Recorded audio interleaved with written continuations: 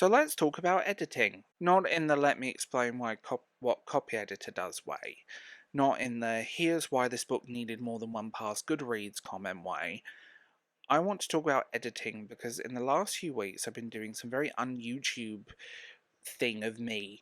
I've actually been talking to people. Like actual conversations off camera, no hot takes, no thumbnails, behind the scenes, editors, writers, copy editors, formatters, people inside traditional publishing, people working full indie, and people who are doing this have been doing this for decades, and people who are quietly trying to not to burn out before they're 30.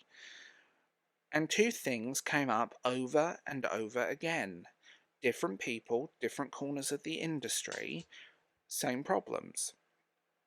Deadlines and ego. And those two things combined are causing major problems behind the scenes, and I think maybe we need to talk about it. I'm Dave James, and this is the Board Book Geek. If you want to hype, like, leave a comment, or subscribe to this channel, go for it. More the merrier, and I welcome it all. And if you want to support this channel, there are channel memberships for early access, the same on Patreon, as well as a few exclusives, and the intro series is coming soon. I will be explaining that more later. But let's go. Let's get into it. Also, you can buy me a coffee on Ko-fi if you want. Let's start with something I think readers get wrong. And I don't say that in a judgmental way. When we say this book has bad editing, what it usually means is the pacing is off. The characters started acting out of character midway through book 2 or something. The poise and prose get sloppier as the series moves on, or sometimes just it didn't really land in the way it should have, and the assumption is, okay, the editor didn't do their job, or the writer is bored with the series and doesn't want to write anymore. Here's the thing no one likes to say out loud. Most editors are not bad at their jobs. There are definitely a few names in the industry that if I see them involved in a book, I tend to avoid it, but most are just rushed, underpaid, freelancing, and drowning. That's being really honest. One editor I spoke to, and this kind of stuck with me, told me she had a week and a half to edit a full novel, a young adult novel about 400 pages, a week and a half. She said very calmly, "That's not my proudest moment or my best work." Not because she didn't care, not because she didn't know what needed fixing, but because when you're given a deadline like that after the previous editor walks away from the project, you're not really editing. You're, well, trying to make it just barely readable. Her word as well. And you're asking, what absolutely cannot go to print like this? What will readers notice immediately? What fires can I put out before the building collapses? And this is especially common in traditional publishing. Less extreme deadlines, but it is a thing. When schedules are locked in well and truly in advance, marketing needs the book. Sales need the book. The series needs to stay hot. So editing gets compressed again and again and again, which is why, and I know people genuinely don't like hearing this, series often get weaker as they go on, and you see comments like, "Something was wrong, the writer wasn't very good. What's happened? Are they bored with their series?" But to be honest, it's not because the author suddenly forgot how to write, but because the time it actually takes to shape the book has disappeared, because they need it out as quickly as possible. This is the part readers don't always see. Editing isn't just grammar, typos, and missing a word on page 347 of 612. Good editing is structural, it's emotional, and it's rhythmic. It's someone saying, "This scene works here. You don't need this chapter. This character is doing the same thing twice." Or they repeat themselves. This is slowing the book down and you didn't even realise it. And none of that can be done properly when someone is racing against a clock.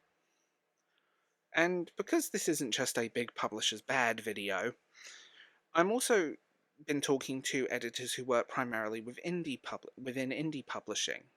And here is a recurring theme. A lot of writers don't want to listen. And I say that as a writer myself, so please don't take this as me standing on a pedestal with a megaphone. I'm standing in the mess with everyone else. Editors keep telling me the same story in different words. Writers refuse to cut scenes. Writers insist on every moment being essential. Writers get defensive about editing choices.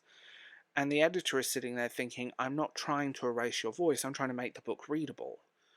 One editor told me she had 3 weeks to essentially rewrite a novel from the ground up because, and this was her phase, it was a fundamentally unreadable first draft. Not rough, not messy, unreadable. And that's and that was the only job she ever quit mid-project. She couldn't do it. So, I'm going to say the thing that probably makes a few people uncomfortable. If you're paying an editor, and they're not cheap, I know that one firsthand, listen to them. They're not attacking you. They're not trying to dull your voice, as they say. They're not your enemy.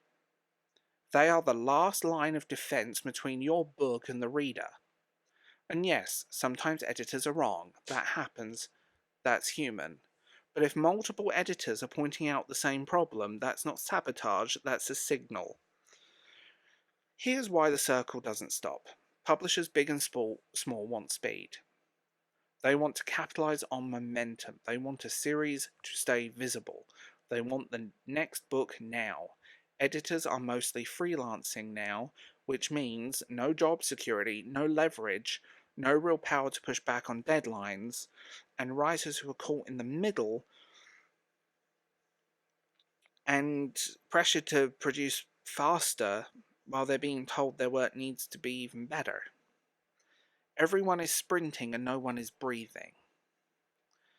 Even if readers don't know why the book feels off, they can still feel it.